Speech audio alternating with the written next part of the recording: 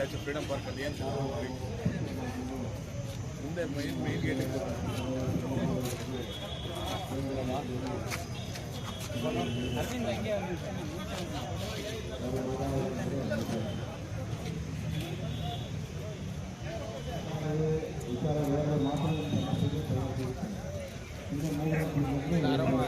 ಆರಾಮಣ್ಣ, ನೀವು ಆರಾಮ?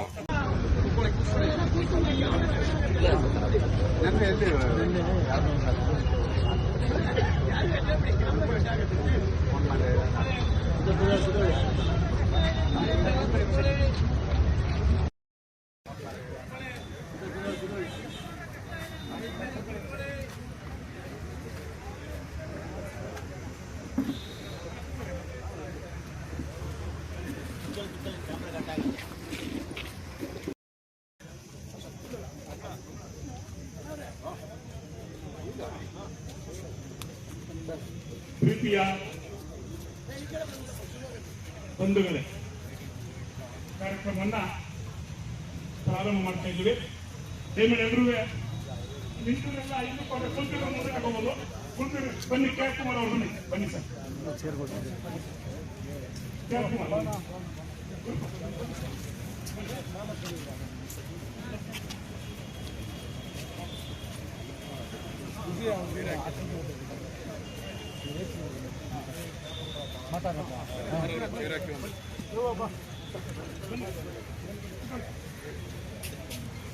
ಬನ್ನಿ ಮಂಜುನಾಥ್.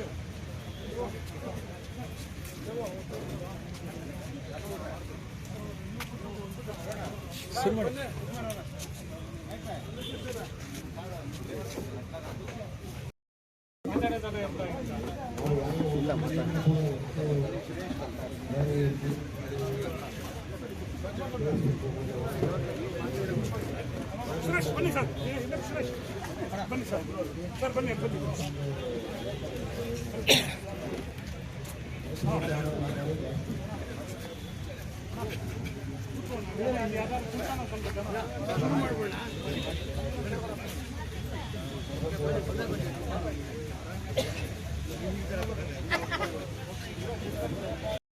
ಡಾಕ್ಟರ್ ರಾಜ್ಕುಮಾರ್ ಅವರಿಗೆ, ಅಖಿಲ ಕರ್ನಾಟಕ ಡಾಕ್ಟರ್ ರಾಜ್ಕುಮಾರ್ ಅಭಿಮಾನಿಗಳ ಸಂಘಕ್ಕೆ, ಕನ್ನಡ ಪರ ಹೋರಾಟಗಾರರಿಗೆ, ಕರ್ನಾಟಕ ವಿರೋಧಿ ಚೇತನ್ಗೆ, ಕರ್ನಾಟಕ ವಿರೋಧಿ ಚೇತನ್ಗೆ, ಡಾಕ್ಟರ್ ರಾಜ್ಕುಮಾರ್ ಅವರ ವಿರೋಧಿ ಚೇತನ್ಗೆ ಸಿರಿಗನ್ನಡಂ, ಸಿರಿಗನ್ನಡಂ, ಸಿರಿಗನ್ನಡಂ.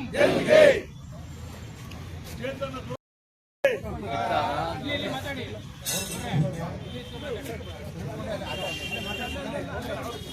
ಸರ್ ಬನ್ನಿ.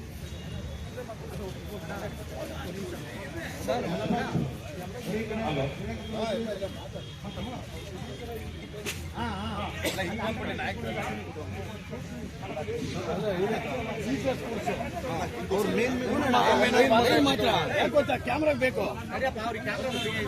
ಅದೇನಾ ಬರೀ ಮೇನು ಅವ್ರು ಮಾತ್ರ ಹೇಳ್ತಾರೆ. ಹಾ ರೆಡಿ, ಕರೆಕ್ಟ್ ಆಯ್ತು ಬಿಡಿ. ಸರಿ ಹೋಯ್ತು ಸರ್, ನಮಸ್ಕಾರ. ಸ್ವಲ್ಪ ಸ್ವಲ್ಪ ಹಿಂದೆ ಎಲ್ಲ ಈ ಕಡೆ ಹಿಂದೆ ಬರ್ರಿ, ಈ ಕಡೆ ಬಂದ್ಬಿಡ್ರಿ.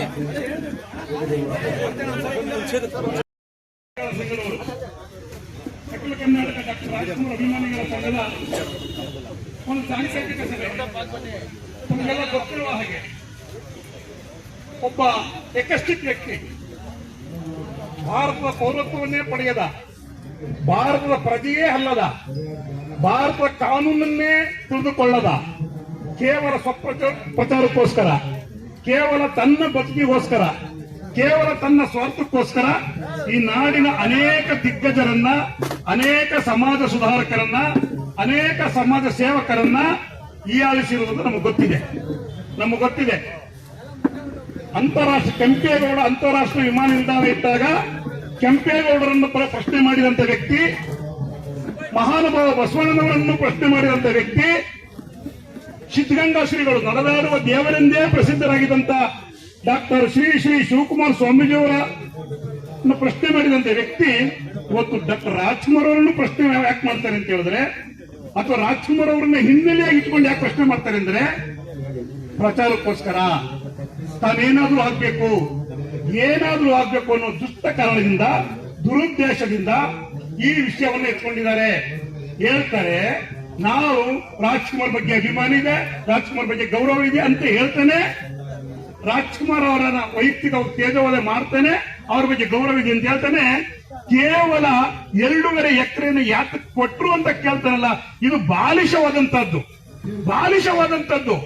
ಯಾಕೆಂತ ಹೇಳಿದ್ರೆ 2.5 ಎಕರೆಯಲ್ಲಿ ಏನಿರುತ್ತೆ, ಏನೇನು ಯೋಜನೆಗಳಿದೆ, ಅಲ್ಲಿ ಏನೇನು ಬರುತ್ತೆ, ಜನತೆಗೆ ಏನೇನು ಸೌಕರ್ಯ ಸಿಗುತ್ತೆ, ಮನೋರಂಜನಾ ಕೇಂದ್ರ ಆಗುತ್ತೆ, ಗ್ರಂಥಾಲಯ ಆಗುತ್ತೆ, ಒಂದು ಉದ್ಯಾನವನ ಆಗುತ್ತೆ, ಜನರಿಗೆ ಮನೋಲ್ಲಾಸ ಕೊಡ್ತಕ್ಕಂತ ಚಿತ್ರರಂಜನೆ ಆಗುತ್ತೆ. ಈ ಎಲ್ಲವನ್ನು ಇಟ್ಕೊಂಡು ಕೇವಲ 2.5 ಎಕರೆಯಲ್ಲಿ ಸುಮಾರು 100 ಕುಂಟೆ, ಈ 100 ಕುಂಟೆ ಜಾಗದಲ್ಲಿ ಅಭಿವೃದ್ಧಿಗೋಸ್ಕರ, ಅಲ್ಲಿಯ ಸುತ್ತಮುತ್ತ ಜನಕ್ಕೋಸ್ಕರ, ಜೊತೆಗೆ ಬೆಂಗಳೂರಿನ ಒಂದು ಲ್ಯಾಂಡ್ ಮಾರ್ಕ್ ಆಗಬೇಕು, ಬೆಂಗಳೂರಿನ ಒಂದು ಗುರುತು ಸ್ಥಳ ಆಗಬೇಕು, ಬೇರೆ ಬೇರೆ ರಾಜ್ಯಗಳಿಂದ, ಬೇರೆ ಬೇರೆ ಜಿಲ್ಲೆಗಳಿಂದ ಬರ್ತಕ್ಕಂಥವರಿಗೆ ಇದೊಂದು ಆಕರ್ಷಕ ಕೇಂದ್ರ ಆಗಬೇಕು, ಒಂದು ವಿದ್ಯಾ ಕೇಂದ್ರ ಆಗಬೇಕು, ಎಜುಕೇಟ್ ಮಾಡುವಂತ ಕೇಂದ್ರ ಆಗಬೇಕು, ಶೈಕ್ಷಣಿಕ ಕೇಂದ್ರ ಆಗಬೇಕು ಅಂತ ಹೇಳಿ ಸರ್ಕಾರ ಕೊಟ್ಟಿರ್ತಕ್ಕಂಥದ್ದು ಮಹಾನ್ ಕಲಾವಿದರ ಬಗ್ಗೆ.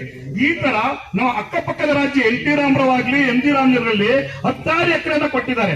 ಅದನ್ನ ಈ ವ್ಯಕ್ತಿ ಯಾಕೆ ಪ್ರಶ್ನೆ ಮಾಡ್ತೀರಿ ಅಂದ್ರೆ, ನಾನು ಹೆಚ್ಚಿಗೆ ಮಾತನಾಡಲ್ಲ ಸ್ನೇಹಿತರೆ. ಈಗಾಗಲೇ ಇದ್ರ ಬಗ್ಗೆ ಬಹಳಷ್ಟು ಚರ್ಚೆ ಆಗಿದೆ. ಈಗ ಚರ್ಚೆ ಮಾಡೋದಕ್ಕೂ ಬಹಳ ಹಿರಿಯರು ಬಂದಿದ್ದಾರೆ. ಒಂದು ವಿಷಯ ಗಮನಿಸಿ, ಒಂದೇ ಒಂದು ವಿಷಯ, ಇನ್ನು 3 ವರ್ಷ ಹೋದ್ರೆ ಡಾಕ್ಟರ್ ರಾಜ್ಕುಮಾರ್ ಅವರಿಗೆ 100 ವರ್ಷ ತುಂಬುತ್ತೆ. ಆ ವ್ಯಕ್ತಿಯ ಹಿಂದೆ ಒಂದು ಹುನ್ನಾರ ಇದೆ, ಆ ವ್ಯಕ್ತಿಯ ಹಿಂದೆ ಒಂದು ಷಡ್ಯಂತ್ರ ಗುಂಪಿದೆ.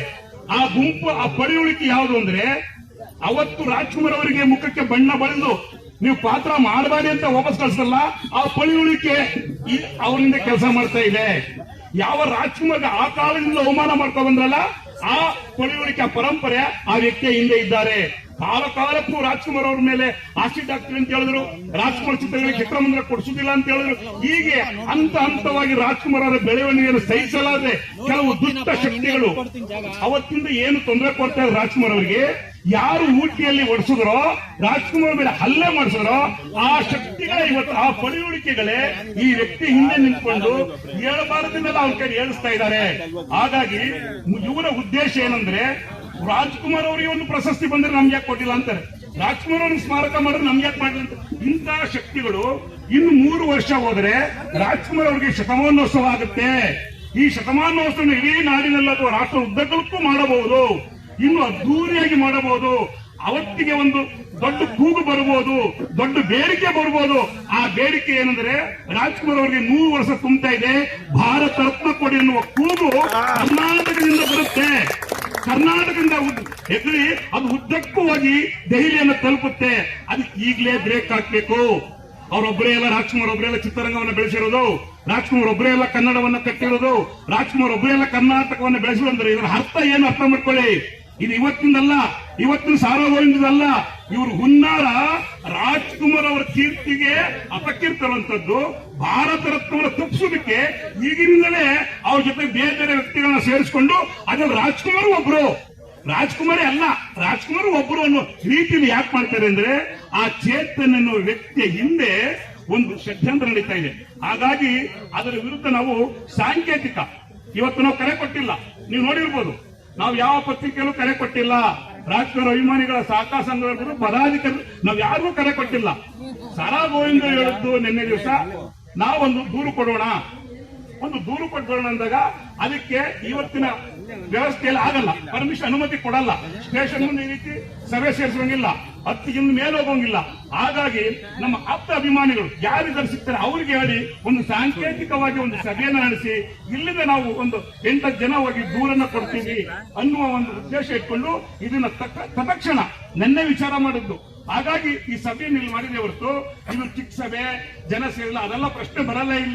ಇಲ್ಲಿ ಬರ್ತಕ್ಕಂಥದ್ದು ಇಡೀ ಈ ಧ್ವನಿಗೆ, ಇವತ್ತು ನಡೀತಾ ಇರತಕ್ಕಂಥ ಈ ಸಭೆಗೆ ಇಡೀ ನಾಡಿನ ಧ್ವನಿಗಳ ಬೆಂಬಲ ಇದೆ, ಇಡೀ ನಾಡಿನ ಜನಗಳ ಬೆಂಬಲ ಇದೆ.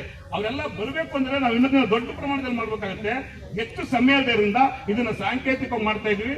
ಹಾಗಾಗಿ ಸ್ನೇಹಿತರೆ, ನಮ್ಮ ಮೇಲೆ ಸುಳ್ಳು ಮೊಕದ್ದಮೆ ಕೊಟ್ಟಿದ್ದಾರೆ. ಆ ಮೊಕದ್ದಮೆಯಲ್ಲಿ ತಿಳ್ಕೊಳ್ಳೋ ವ್ಯಕ್ತಿತ್ವ ಅಂತ. ಅವತ್ತು ಸಾರಾ ಗೋವಿಂದ್ ಅವರು ರಸ್ತೆಯಲ್ಲಿ ನಿಂತು ಅವ್ರನ್ನ ಕರೆದು ಕ್ಷಮೆ ಕಳಿಸಿರೋ ಹೊರತು ಅವ್ರ ಮನೆ ನುಗ್ಗಿಲ್ಲ. ಏನ್ ಹೇಳಿಕೆ ಕೊಟ್ಟಿದ್ದಾರೆ ಸ್ಟೇಷನ್ ಅಲ್ಲಿ, ಸಾರಾ ಗೋವಿಂದ್ ಮತ್ತು ಅವರ ಬೆಂಬಲಿಗರು ಮನೆಗೆ ನುಗ್ಗಿದರು. ಎಲ್ಲಿ ಮನೆ ನುಗ್ಗಿದ್ದೋ ಅವತ್ತು ಪೊಲೀಸ್ ಅಧಿಕಾರಿಗಳ ಸ್ಥಳದಲ್ಲಿದ್ರು, ಪೊಲೀಸ್ ಇನ್ಸ್ಪೆಕ್ಟರ್ ಇದ್ರು, ಅವ್ರನ್ನೇ ಕೇಳ್ಕೊಳ್ಳಿ.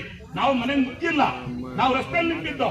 ರಸ್ತೆಯಲ್ಲಿ ಬಂದು ಅವ್ರು ಬಂದು ಕ್ಷಮೆ ಕೇಳ್ಕೊಂಡ್ರು. ಆ ಸಂದರ್ಭದಲ್ಲಿ ಸರ್ ವಾಡಿಕೆ ಮಾತದು, ನಾವೆಲ್ಲ ಹಳ್ಳಿಯಿಂದ ಬಂದಿರ್ತಕ್ಕಂಥವ್ರು, ಗ್ರಾಮೀಣ ಪ್ರದೇಶದವರು ಮಾತನಾಡುವಾಗ ಎಲ್ಲೋ ಒಂದು ಮಾತು ಬಂದ್ಬಿಡುತ್ತೆ ಸರ್.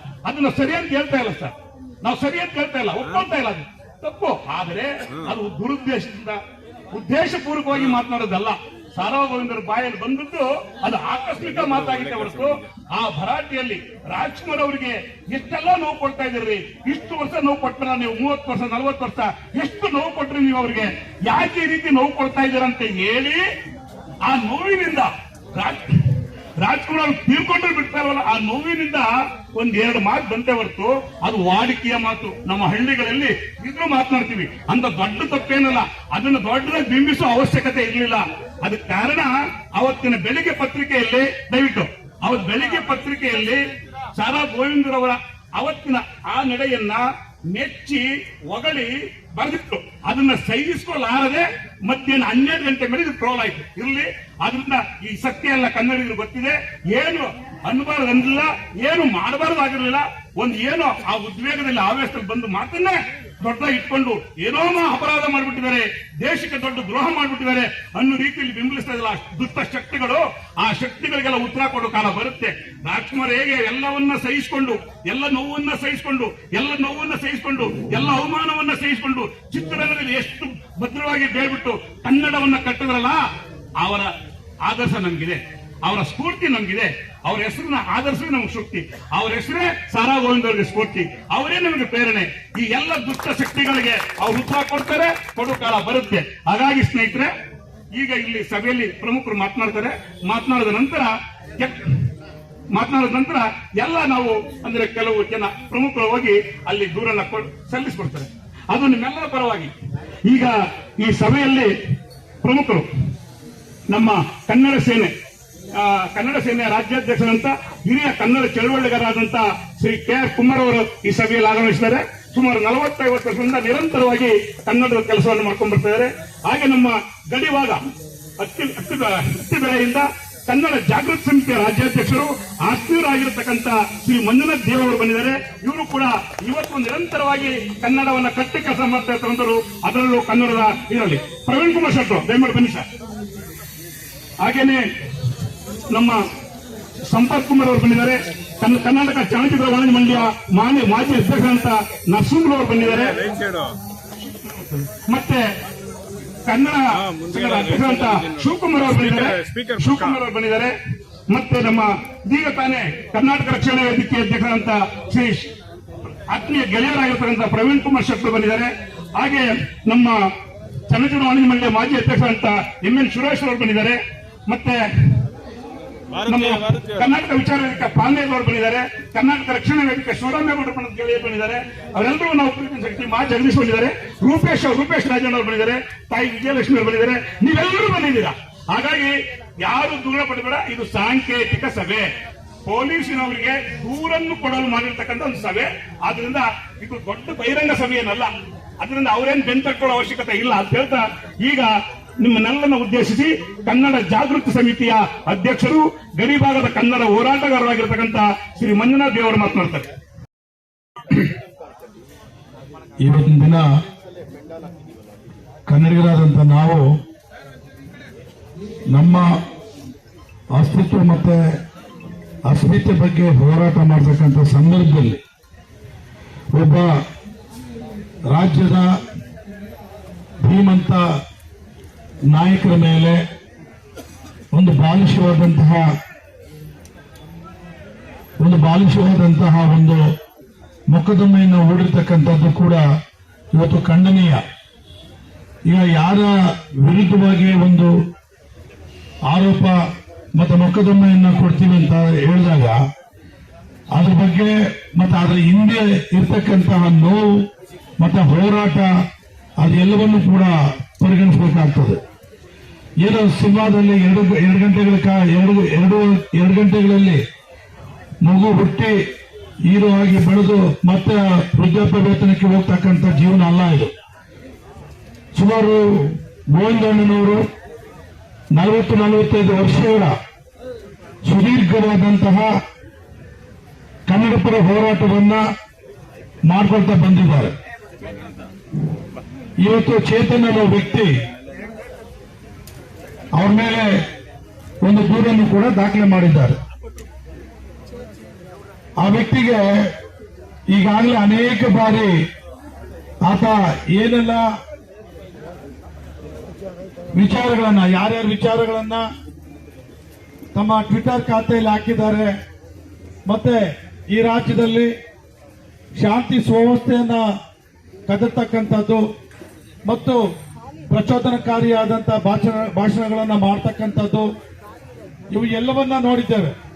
ಆದ್ರೆ ಜನ ಆತನ ವಿರುದ್ಧವಾಗಿ ಯಾಕೆ ಸಹಿಸಿಕೊಂಡು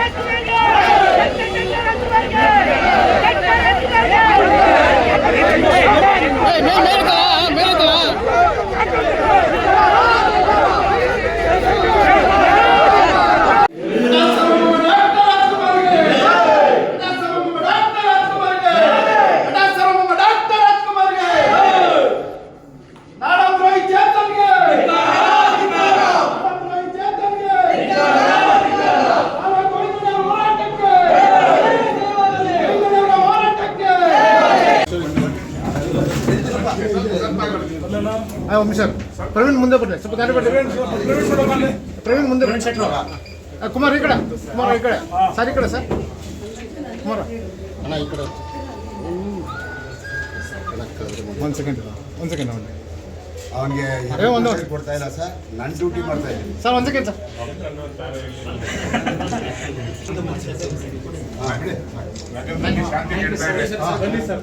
ಸಾಹೇಬ್ರೆ, ಇವತ್ತಾದ್ರೂ ನೀನು ಮನುಷ್ಯನಾಗು, ಇವತ್ತಾದ್ರೂ ನೀನು ಮನುಷ್ಯನಾಗುವಂಥ ಒಂದು ಮಾತನ್ನು ನಾನು ಹೇಳ್ತಾ, ಇನ್ನು ಮುಂದೆ ಯಾರ ಬಗ್ಗೆ ಮಾತಾಡುವಾಗ ಅವರ ಚರಿತ್ರೆ ತಿಳ್ಕೊ, ವಿಚಾರ ತಿಳ್ಕೊ.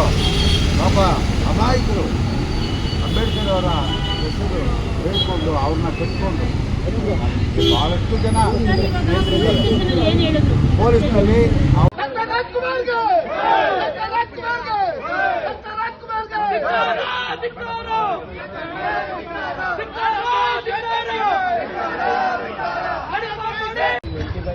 ಸರ್ ಒಂಚೂರು ಸೆಂಟರ್ ಬಂದ್ಬಿಡಿ.